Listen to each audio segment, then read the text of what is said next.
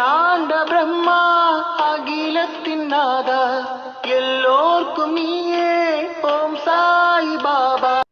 என் பிள்ளையாகிய நீ கோடீஸ்வர யோகம் பெற்று பெரும் வளர்ச்சி அடைவாய். உன்னுடைய வளர்ச்சி யாராலும் இருக்காது. உன்னுடைய கடின உழைப்பாலும் உன்னுடைய முயற்சியாலும் தான் உன் வாழ்க்கையில் நீ முன்னேற்றத்தை அடைவாய். உறங்காமல் தூக்கமில்லாமல் நீ செய்த முயற்சியின் பலனாகத்தான் நீ அந்த கோடீஸ்வர ராஜயோகத்தை பெறப்போகிறாய். யாராவது உன்னை ஏளனமாக பார்த்தாலோ பேசினாலோ அவர்களின் சொல்லை காதில் வாங்கிக் கொள்ளாதே. பேசுபவர்கள் பேசிக்கொண்டுதான் இருப்பார்கள். உன்னுடைய முயற்சியாலும் உன்னுடைய மன நிம்மதிக்காகவும் நீ உழைத்து முன்னேறினாய். இது உனக்கு நன்றாகவே தெரியும். உன்னை சுற்றி இருப்பவர்களுக்கும் அது தெரிந்திருக்க வேண்டும் என்ற அவசியமில்லை. அதனால் உன்னை ஏளனமாக பார்ப்பவர்களும் பேசுபவர்களும் பேசிக்கொண்டே இருக்கட்டும். உன்னுடைய வேலையை செய்து கொண்டே இரு. உன் மனதிற்கு எது சரி என்று படுகிறதோ, உன் மனதிற்கு எது ஆத்மார்த்த திருப்தியோடு இருக்கிறதோ அந்த வேலையை திறம்பட செய்து கொண்டே இரு. அதுவே உன் வாழ்க்கைக்கும் உன் மனதிற்கும் நிம்மதியை அள்ளி அள்ளி தரும். நீ முயற்சி செய்து கொண்டே இரு. உன்னால் முடியும் வரை முயற்சி செய்து கொண்டே இரு என்று நான் கூறவில்லை. நீ நினைத்ததை நடத்தும் வரை, நீ நினைத்ததை முடிக்கும் வரை முயற்சி செய்து கொண்டே இரு. நிச்சயமாக உன் வாழ்க்கையில் வெற்றி என்னும் இலக்கை மிக சாதாரணமாக நீ எட்டிவிடுவாய். மிக சந்தோஷமாகவே உன் வாழ்க்கையில் கோடீஸ்வர ராஜம் பெற்று மகிழ்ச்சியோடு உன் வாழ்க்கையில் நீ வாழ்வாய். எனக்கு எல்லாமே தெரியும் என்று சொல்பவர்களை விட அனைத்தையும் நான் செய்து முடிப்பேன் என்று நம்பிக்கையோடு போராடுபவர்களே வாழ்க்கையில் வெற்றியை மிக சுலபமாக எட்டலாம். இதைதான் நீ செய்து கொண்டிருக்கிறாய். உன்னுடைய உழைப்பு எப்பொழுதும் வீண் போகாது. நீ எடுக்கும் எந்த ஒரு முயற்சியும் தோற்று போகவே போகாது. உனக்கு துணையாக நான் இருக்கும் பொழுது நீ எடுக்கும் முயற்சி எப்படி தோற்று போக நான் விட்டு விடுவேன்? என் மேல் முழுமையாக நம்பிக்கை வைத்திருக்கும் உனக்கு நானே உன் இல்லத்திற்கு வந்து செல்வ செழிப்பை அள்ளித்தரப்போகிறேன். கோடீஸ்வர ராஜயோகத்தை உனக்காகவே கொடுக்கப் போகிறேன்.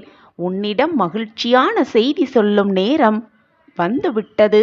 உன்னை நெருங்கிவிட்டது. உனக்கான அந்த பொக்கிஷமான வாழ்க்கையை உனக்காக உருவாக்கி ஏற்ற இரக்கங்கள் நிறைந்த அனைத்தையும் உன்னிடம் இருந்து நீக்கி என் கண் பார்வையிலேயே உன்னை வெற்றியின் வழிக்கு வெற்றியின் படிகட்டில் ஏற வைக்கப் போகிறேன். இப்பொழுது அந்த இடத்தில்தான் நீ நின்று கொண்டிருக்கிறாய். வெற்றிக்கான அனைத்து ஏற்பாடுகளும் தயாராகிவிட்டன. உன் வாழ்க்கையில் சகல சௌபாக்கியத்தோடு என்னுடைய பரிபூரண ஆசிர்வாதத்தை பெற்று சுகமாகவும் வளமாகவும் வாழத்தான் போகிறாய். என்னுடைய பிள்ளைக்கான இடம் எதுவென்று நானே நிர்ணயம் செய்து அதற்கான வழியை நானே தருவேன்.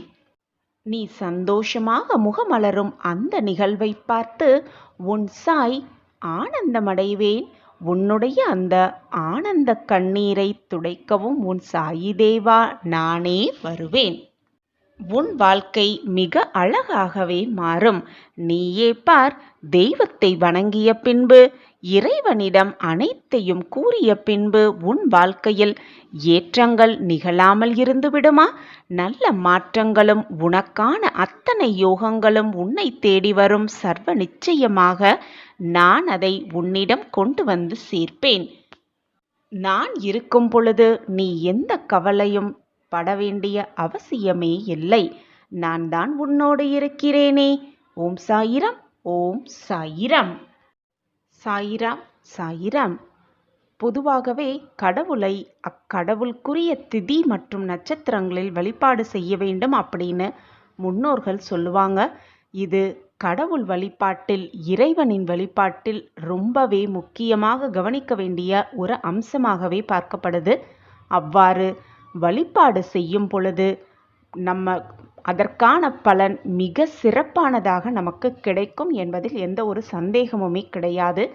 அப்படி நாம் வழிபட்டால் இறைவனின் அருள் கிடைப்பதோடு மட்டுமல்லாமல் நமது கர்ம வினைகள் நீங்கி நமது நியாயமான கோரிக்கைகள் எல்லாமே விரைவில் நிறைவேறும் என்பதுதான் நிதர்சனமான உண்மை.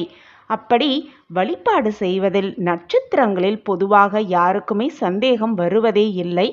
ஆனால் திதி அப்படின்னு வரும்போது நிறைய பேருக்கு சந்தேகம் நிறைய வருவதுண்டு.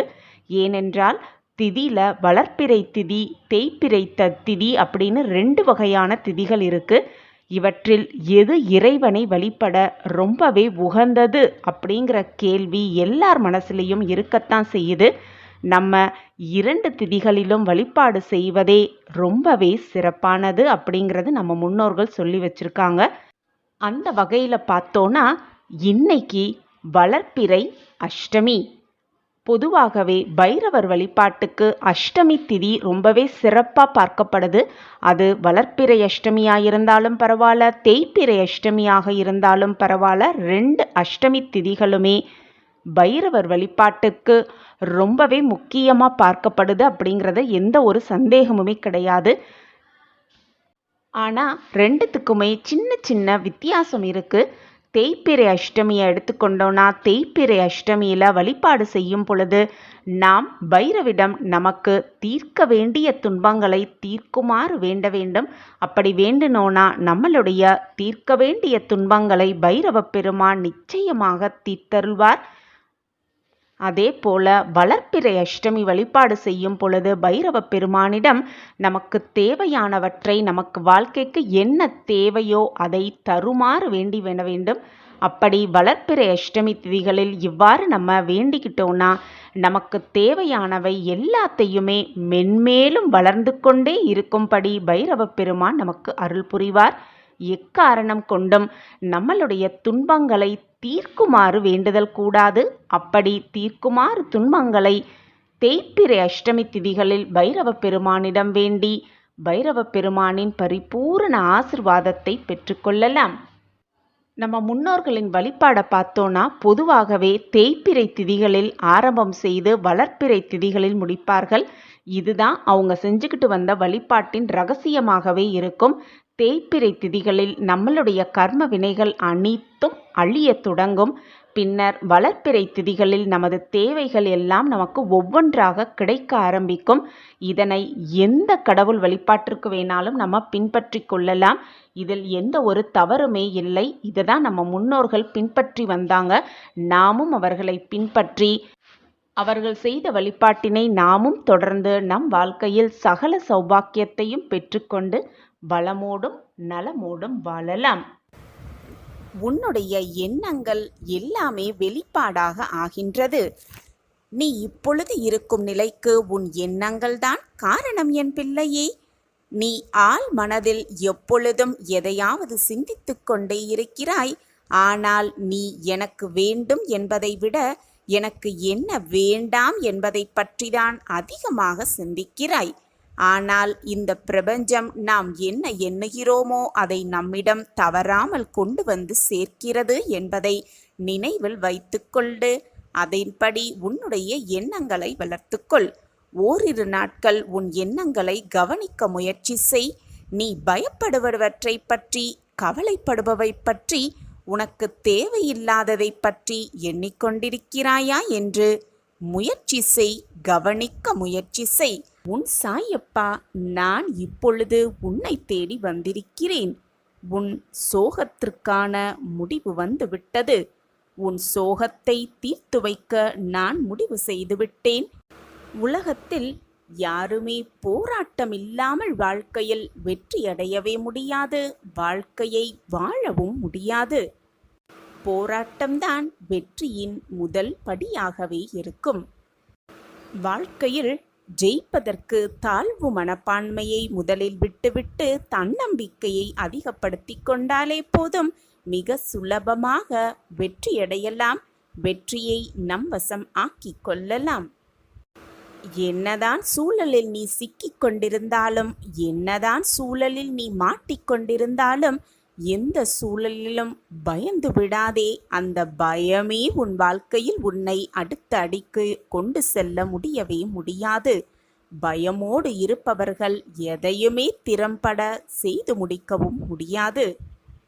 வாழ்க்கையில் தோல்விகளும் ஏற்ற இறக்கங்களும் வந்து போவது சகஜம்தான். இந்த உலகத்தில் உள்ள அனைவருக்கும் இது பொதுவான விஷயம்தான். நீ மட்டும் அதற்கு விதிவிலக்கு அல்ல. இன்பமும் துன்பமும் கஷ்டமும் சந்தோஷமும் நிம்மதியும் ஆனந்தமும் எல்லாம் கலந்து இருந்தால்தான் அது வாழ்க்கையாகவே இருக்கும். வாழ்க்கையில் கிடைக்கும் அனுபவங்களை வைத்துக்கொண்டு லட்சியத்தை அடைவதற்கான பயணத்தை மேற்கொள்ள வேண்டுமே தவிர, சங்கடமான சூழ்நிலை வந்துவிட்டது, கஷ்டமான சூழ்நிலையில் நான் திக்கிக் கொண்டிருக்கிறேன், என் வாழ்க்கையில் மீட்டெடுக்க எவருமே இல்லையா என்று சோகத்தோடும் வேதனையோடும் உட்கார்ந்து விட்டால் மீதி இருக்கும் வாழ்க்கையை யார்தான் வாழ்வது? லட்சியத்தை அடையும் எண்ணம் மட்டுமே நம் மனதில் இருக்க வேண்டும். அந்த எண்ணம் நம் மனதில் இருந்துவிட்டாலே போதும். வாழ்க்கையில் என்ன செய்ய வேண்டும், என்ன செய்தால் லட்சியத்தை அடையலாம் என்ற எண்ணம் நம் மனதில் எழுந்து கொண்டே இருக்கும். மிக சுலபமாக வெற்றியை நம் வசம் ஆக்கிக் கொள்ளலாம். எது உன்னை துன்புறுத்தினாலும், எதுதான் உன்னை மனவேதனைப்படுத்தினாலும் கவலைப்படாமல் இரு. எது வந்தாலும் எதிர்த்து நின்று போராடு. எதுவும் என்னை மீறி நடக்காது என்பதை தீர்க்கமாக நம்பு. நடப்பது எல்லாம் நன்மைக்கே என்பதை தீர்க்கமாக முடிவு செய்து கொள். எப்போது எனது துயரங்கள் தீரப்போகிறது, இன்னும் எத்தனை காலம் காத்திருக்க வேண்டும் என்று உன் மனம் வாடுகிறது இல்லையா? இதோ இங்கே இருக்கிறேன், இதோ உன் அருகில் இருக்கிறேன். நீ உறங்கும் போதும், ஓய்வெடுக்கும் பொழுதும், வேலை செய்து கொண்டிருக்கும் பொழுதும், பலவிதமான பணிகளை மேற்கொள்ளும் போதும் உனது கண்களின் எதிரே உனக்கு முன்பாக நான் அமர்ந்து கொண்டு இருக்கிறேன். திரும்பும் திசையெல்லாம் நான் உன்னுடன் தான் இருக்கிறேன். நீ காண்கின்ற ஒவ்வொரு ஜீவராசிகளின் வடிவிலும் நான் உன்னை சூழ்ந்து இருக்கிறேன். ஏன் உன்னுள் இருக்கிறேன், நிழலாக தொடர்ந்து கொண்டும் இருக்கிறேன். கலங்காது, கலங்காதே, நடக்காது என்று நினைத்த காரியத்தை நான் நடத்தி முடிப்பேன். என்னுடைய குரல் உன் செவிகளில் கேட்கப் போகிறது. ஆம் குழந்தையே, எனது அன்பு செல்வமே, எனது அற்புதமான குரல் உன் செவிகளில் கேட்கப் போகிறது. அப்போது நான் உன்னுடன் இருப்பதை உணர்ந்து கொள்வாய். எனது குரல் மீண்டும் கேட்கும் தருணத்தில் என்னை முழுவதுமாக புரிந்தும் கொள்வாய். நான் இருக்கும்போது எதற்காக பயந்து ஓடுகிறாய்? எனது பார்வைக்கு மிஞ்சிய சக்தி என்று எதுவுமே இல்லை. நான் உனது நிழலாக இருக்கும்போது கலங்காதே. உனது வாழ்க்கையில் எது நடந்ததோ அவை அத்தனையும் நடந்து முடிந்து விட்டது. இனி எதுவும் உன்னை துன்புறுத்தப் போவதில்லை. வாழ்க்கையில் மிக வேகமாக வளர்ந்து வாழப்போகிறாய். கலங்காதே. அனைவரும் வியக்கும் வண்ணம் உயரத்தான் போகிறாய். தேவையில்லாமல் மனதில் கற்பனையை வளர்த்து கொள்ளாதே. என்னை மீறி எதுவும் நடைபெறாது. ஆம் என் குழந்தையே, உன்னுடைய சோதனை காலமெல்லாம் ஒரு முடிவுக்கு வந்தே விட்டது. உனக்கு வேண்டியதை எல்லாம் வழங்க நான் தயாராகிவிட்டேன். நீ கேட்டதையெல்லாம் கொடுப்பதற்கு நான் முடிவு செய்துவிட்டேன். எனதன்பு செல்வமே, நான் இருக்கிறேன் நிழலாக. உனக்காக நீ செல்லும் இடமெல்லாம் உனக்கு துணையாக எப்பொழுதும் உன்னப்பா உன்னோடு வந்து கொண்டிருக்கிறேன் என்பதை மட்டும் மனதில் பதிய வைத்துக்கொள். நான் இருக்கிறேன். உனக்கு என்று எழுதப்பட்டது நிச்சயமாக உன்னை நோக்கி வரும். நீ முயன்றாலும் சரி, முடியாவிட்டாலும் சரி, உனக்கு என்று எழுதப்பட்டது ஏதாவது ஒரு ரூபத்தில் உன்னை வந்து அடைந்தே தீரும். அதே போல உனக்கு கிடைக்கக்கூடாது என்று எழுதப்பட்டிருந்தால் நீ எவ்வளவுதான் முயன்றாலும், அதற்கான அத்தனை முயற்சிகளை எடுத்தாலும் கூட அது எப்படியும் உன்னிடம் வரப்போவதே இல்லை. இதுதான் வாழ்க்கையின் ரகசியமும் கூட. என்னதான் கவலைப்பட்டு வேதனைப்பட்டு கண்ணீர் சிந்திக்கொண்டே இருந்தாலும் நடப்பதுதான் நடக்கும். கண்ணீர் சிந்துவதாலோ வேதனைப்படுவதாலோ எதுவுமே மாறப்போவதே இல்லை. இதுதான் வாழ்க்கையின் ரகசியமும் கூட. இனி என்னால் பொறுத்து கொண்டு இருக்கவே முடியாது. நிச்சயமான ஒரு நல்ல நல்ல மாற்றம் என் வாழ்வில் நிகழ்ந்தே ஆக வேண்டும் என்று கூறுகிறாய். நான் அனுபவித்து வரும் இந்த நிலை மாறியே ஆக வேண்டும். நீங்கள்தான் எனக்கு உதவ வேண்டும். என் வாழ்க்கையில் நல்ல மாற்றங்களை கொண்டு வர வேண்டும். நல்ல காலத்தை எனக்காக உருவாக்க வேண்டும் என்று என்னிடம் வந்து வேண்டுகிறாய். கண்மணியே, இந்த பதிவு உன் கண்ணில் பட்டிருக்கிறது. அப்படியென்றாலே உனக்கு நல்ல காலம் ஆரம்பித்து விட்டது என்றுதான் அர்த்தம். தேடி அலைந்து சுற்றி திரிந்த நாட்களெல்லாம் போய் நல்ல காலமே உன்னை தேடி வந்து கொண்டிருக்கிறது. அதுவும் சுக்கிர திசையை கையோடு அழைத்து வந்து கொண்டிருக்கிறது குழந்தையே. உடனடியாக ஒரு மாற்றம் நிச்சயமாக நிகழும்.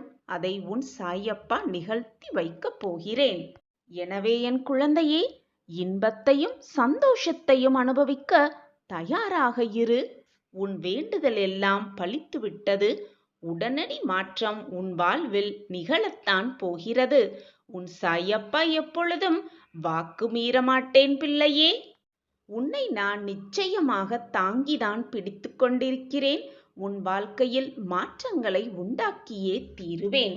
இந்த மாற்றம் இப்பொழுது உன் வாழ்வில் நடக்கும் தடுமாற்றத்தை போன்றதோ? எப்பொழுது போல் நீ எதிர்கொள்ளும் ஏமாற்றம் போல் இருக்காது.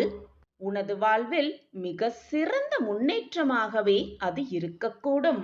உன்னை வேண்டாம் என்று உதறி தள்ளியவர்கள் கண்கள் பார்த்திருக்கும் போதே நீ வாழ்க்கையில் உயர்த்தப்படுவாய்.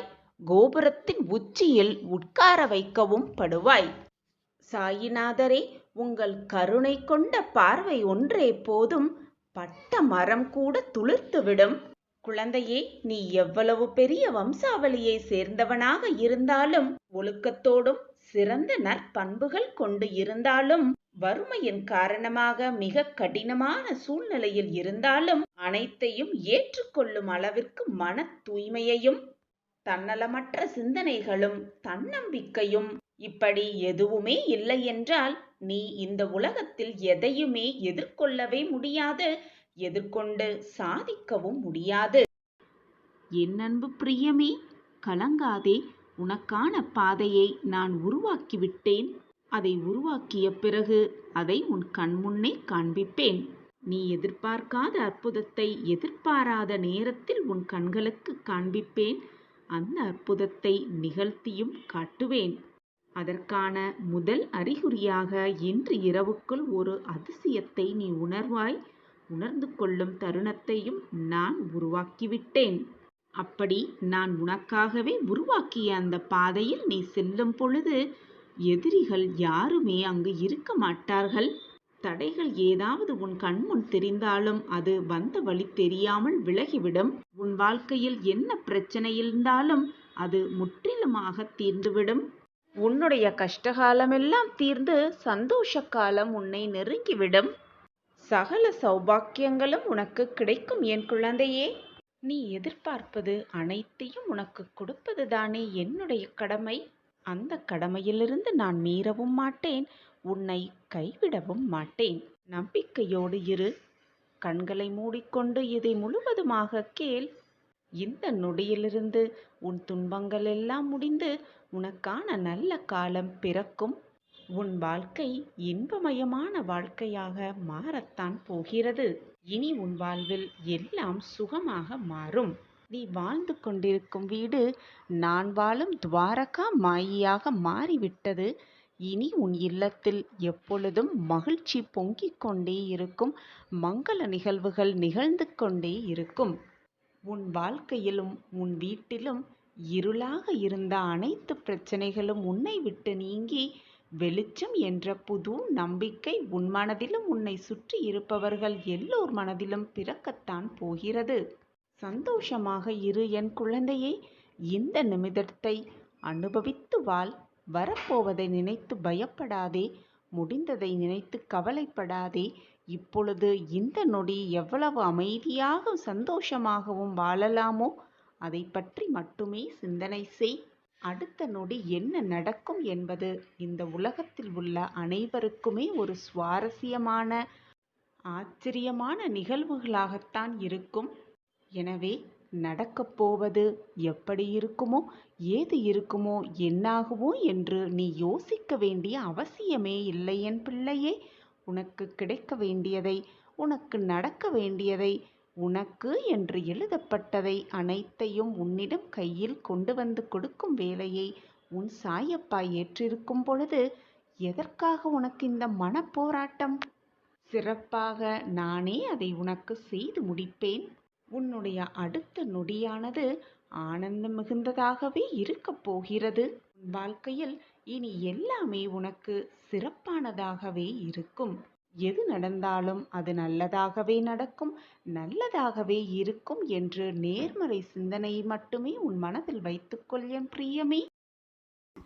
மங்களகரமான விடிந்த இந்த நல்ல காலை குருவேளையில் உன் சாயப்பா மகிழ்ச்சியாக, சந்தோஷமாக, ஆத்மார்த்தமாக உனக்கு கொடுக்க வேண்டியதை கை நிறைய கொடுக்கவே இப்பொழுது உன்னை தேடி வந்திருக்கிறேன். வார்த்தைக்கு வார்த்தை சாயிராம் சாயிராம் என்று சொல்லிக் கொண்டிருக்கும் என் பெயரையே உச்சரித்து கொண்டிருக்கும் உனக்கு ஒரு மகிழ்ச்சியான செய்தி கொண்டு வந்திருக்கிறேன் கண்மணியே. சந்தோஷம்தானே? வா, வந்து கை நிறைய பெற்றுக்கொள். சந்தோஷமாக இரு, மனமகிழ்ச்சியோடு இரு. நீ நினைத்தது எல்லாமே நிறைவேகப் போகும் நேரம் உன்னை நெருங்கிவிட்டது. உன் மனப்போராட்டத்துக்கு விடை கிடைக்கும் நேரமும் வந்துவிட்டது. எதை நோக்கி நீ என்னிடம் வேண்டி நின்றாயோ, மனமுருங்கி பிரார்த்தனை செய்தாயோ, அதனை நிச்சயமாக உனக்கு நான் தரத்தான் போகிறேன். உன் வேண்டுதல்கள் எல்லாமே நிறைவேறும் நேரமும் சர்வ நிச்சயமாக இதுதான். உன்னப்பா உனக்காக கூறும் சத்திய வாக்குதான் என் வாக்கு, என்றுமே பொய்த்ததில்லை குழந்தையே. என் அன்பு கண்மணியே, வாழ்வில் எத்தனை பலமோடு நீ இருந்தாலும் பலவீனம் வந்து தாக்கும் பொழுது எப்படி மனமுடைந்து போகுமோ, அதே போலத்தான் நம்பிக்கையையும் தைரியமும் இருக்கும் மனதில் அந்த நம்பிக்கையையும் தைரியத்தையும் சோதிக்க பல பிரச்சனைகள், பல சூழ்நிலைகள் வரத்தான் செய்யும். இந்த வாழ்வு ஏன் இவ்வளவு கடினமாக இருக்கிறது? மிக சுலபமாக இந்த வாழ்வை அந்த இறைவன் படைத்திருக்கலாமே என்று நீ நினைப்பது எனக்கு மிக மிக குழப்பமாகவே இருக்கிறது. வாழ்வு என்றாலே பிரச்சனைகளும் போராட்டங்களும் இருக்கத்தான் செய்யும். எந்த ஒரு சூழ்நிலையிலும் பிரச்சனைகளை எதிர்த்து சமாளிப்பவன்தான் வாழ்வில் வெற்றியை அடைய முடியும். வாழ்வு இவ்வளவு கடினமாக இருக்கிறதே என்று நினைக்காதே. இந்த கடினமான வாழ்வில் எப்படி தைரியமாக போராடலாம் என்ற சிந்தனையை உன் மனதில் வைத்து கொண்டாலே போதும். கடினம் என்ற சொல்லே உன் மனதில் எழவே எழாது. எதையுமே எதிர்பார்க்காமல் தினம் தினம் நித்தம் நித்தம் என்னையே தொழுது கொண்டிருப்பவன், வார்த்தைக்கு வார்த்தை சாயி சாயி என்று உச்சரித்து கொண்டிருப்பவன், வாழ்வில் உள்ள கர்ம வினைகளையெல்லாம் நீக்கிவிட்டு கஷ்டங்களையெல்லாம் உதறி தள்ளிவிட்டு என்னுடனே வந்து ஐக்கியமாவதற்கான அத்தனை வழிகளையும் அந்த வாழ்வே அவனுக்கு காட்டிவிடும். எனவே எப்பொழுதும் நம்பிக்கையோடும் பொறுமையோடும் சதா சர்வகாலமும் சாயி சாயி என்று உச்சரித்து கொண்டே இரு. உன் வாழ்வில் மிகப்பெரிய அற்புதத்தையும் அதிசயத்தையும் நிகழ்த்த உன் சாயி உனக்காகவே இங்கு காத்து கொண்டிருக்கிறேன். உன் வாழ்வில் சந்தோஷம் நிகழும் பொழுது உன் முகம் மலரும் அந்த அற்புத தருணத்தை, உன் முகம் மலரும் பொழுது உன் கண்களில் வரும் அந்த ஆனந்த கண்ணீரை பார்ப்பதற்காகவே நான் இங்கு காத்திருக்கிறேன்.